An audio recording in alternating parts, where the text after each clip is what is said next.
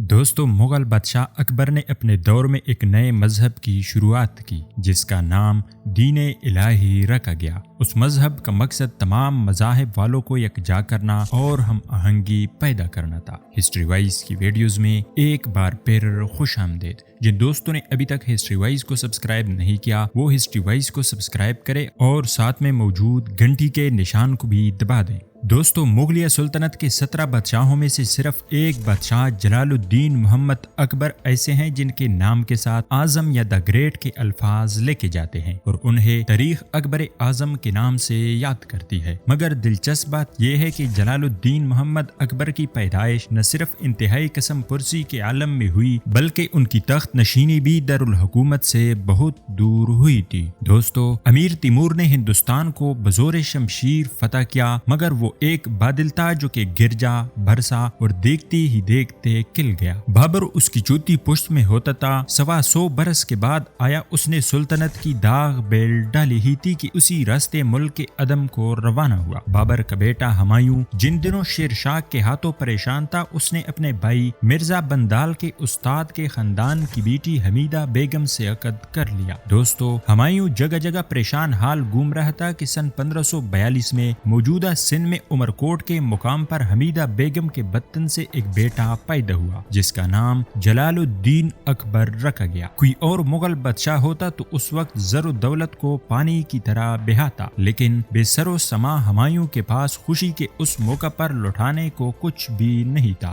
دوستو اسے یاد آیا کہ اس کی کمر میں ہرن کا مشق بندھا ہے، چنانچہ اسے نکال کر توڑا گیا اور ذرا ذرا سا مشق تمام افراد میں تقسیم کر دیا گیا۔ بیتاج کا بادشاہ زبان سے یہ الفاظ ادا ہوئے جس طرح ہرن کے مشق کی خوشبو اپنے اطراف کو معطر کر لیتی ہے، ایک دن اس بچے کی شہرت تمام دنیا میں پھیلی گئی۔ یہاں سے در بدر ہمایوں ایران پہنچے اور کچھ عرصے بعد وہاں سے ایک فاتح کے طور پر ہندوستان لوٹے اور سلطنت مغلیہ کا احیاء ہو گیا۔ مگر ابھی ہمایوں کو دوبارہ اقتدار سنبھالے 6 مہینے بھی نہیں ہوئے تھے کہ 24 جنوری 1556 کو ان کی وفات ہو گئی۔ دوستو ہمایوں کے جانشین جلال الدین اکبر کی عمر اس وقت محض 14 برس تھی اور وہ اس وقت قلعہ نور ضلع گرداسپور میں تھے۔ اکبر کے اتالیق بیرم خان کو ہمایوں کی وفات کی خبر ملی تو انہوں نے قلعہ نور میں اینٹوں کا ایک چبوترا بنوایا اور 14 فروری 1556 کو اکبر کی رسم تخت نشینی ادا کر دی گئی۔ بیرم خان خود اکبر کے سرپرست بن گئے۔ دشمنوں نے دیکھا کہ نیا بادشاہ عمر ہے تو انہوں نے اس پر چاروں اطراف سے یلغار کر دی، مگر بیرم خان کی حکمت عملی کی وجہ سے اگلے چند برس میں اکبر کی سلطنت بنگال سے افغانستان تک اور کشمیر سے دکن تک پھیل گئی۔ ابتدائی 5 برس تک مغل سلطنت کا اقتدار در حقیقت بیرم خان کے ہاتھ میں رہا تھا۔ اکبر 18 سال کی ہوئی تو ان کے درباریوں نے انہیں مشورہ دیا کہ بیرم خان کے اثر و رسوخ سے آزاد ہو جائیں۔ اس مشورے پر بیرم خان نے بغاوت کرنا چاہی تو شاہی فوجوں نے انہیں شکست دے دی۔ دوستو بیرم خان اکبر کے سامنے قیدی کے طور پر لائے گئے تو اکبر نے انہیں معاف کر دیا اور انہیں حج کرنے کے لیے روانہ کر دیا۔ بیرم خان حج کے لیے راستے میں ہی تھے کہ نامعلوم افراد نے انہیں قتل کر دیا۔ بیرم خان کے قتل کے بعد اکبر اعظم نے ان کے بیٹے عبد الرحیم کو خانہ خانہ کا خطاب دے کر اپنے 9 رتنوں میں شامل کر دیا۔ اب جلال الدین اکبر کی حکومت کرنے کے لیے آزاد تھے۔ انہوں نے ابو الفضل اور فیضی جیسے عالموں کی صحبت پائی تھی جن کے مشورے پر انہوں نے ہندوؤں کو زیادہ سے زیادہ مراعات دے رکھی اور ان سے ازدواجی رشتے قائم کیے۔ دوستو اکبر نے ایک ہندو عورت جودھا بائی سے بھی شادی کی جو ان کے بیٹے جہانگیر کی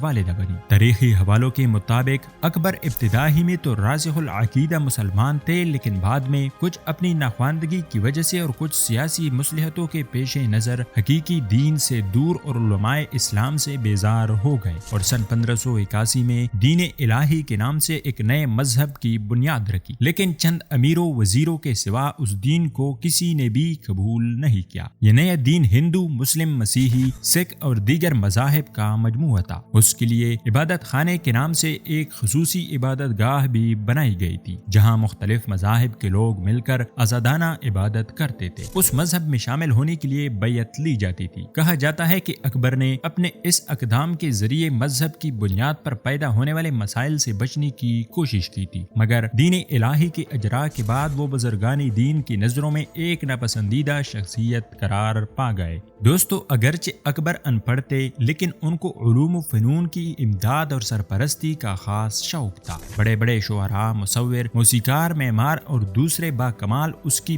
بخشش اور قدردانی سے مالامال ہوتے رہتے تھے اور اس کا دربار دور و نزدیک کے ماہرین فن کا مرکز بن گیا تھا۔ شہزادوں اور امیرزادوں کی تعلیم و تربیت پر خاص توجہ کرتے تھے۔ بلا شبہ اکبر نہ صرف عظیم فتوحات بلکہ نظم و نسق کے معیار اور علم و فن کی سرپرستی کے لحاظ سے دنیا کے بڑے بڑے بادشاہوں میں شمار ہوتے ہیں۔ جلال الدین اکبر نے 50 سال بڑے شان و شوکت سے حکومت کی، مگر ایک اچھی زندگی اور طویل ترین بادشاہت کرنے والے بادشاہ کے آخری ایام کچھ زیادہ خوشکن نہیں تھے۔ دوستو، اس کے دو بیٹے مراد اور دانیال کی کثرت شراب نوشی کی وجہ سے نوجوانی ہی میں جان سے گئے، جن کی موت نے انہیں نڈال کر دیا۔ پھر ان کے 9 رتن بھی ایک ایک کر کے ان سے جدا ہوتے گئے۔ وہ اپنے جانشین شہزادہ سلیم کی سرکشی سے بھی پریشان رہے، جس نے اس کے خلاف بغاوت کی۔ ان تمام حالات کی وجہ سے وہ بستر سے لگ گیا اور بالآخر 13 اکتوبر 1605 کو فتح پور سیکری کے مقام پر وفات پا گئے۔ اس کا مقبرہ آگرے کے نزدیک سکندرا کے مقام پر ہے۔ جلال الدین اکبر کا عہد حکومت سلطنت مغلیہ کا عہد زرعی سمجھا جاتا ہے اور ان کے عہد حکومت پر بہت سے کتابیں لکھی گئی، جن میں ابو الفضل کی اکبر نامہ، محمد حسین آزاد کی دربار اکبری اور سر سید احمد خان کی آئینی اکبری کے نام سر فہرست ہے۔ امید ہے ہسٹری وائز کی آج کی ویڈیو بھی آپ لوگوں کو پسند آئی ہوگی، تو ہسٹری وائز کو سبسکرائب کریں، اس ویڈیو کو لائک کریں اور ساتھ میں موجود گھنٹی کے نشان کو بھی دبا دیں۔ ملتے ہیں اگلی ویڈیو میں، تب تک کے لیے اللہ نگہبان۔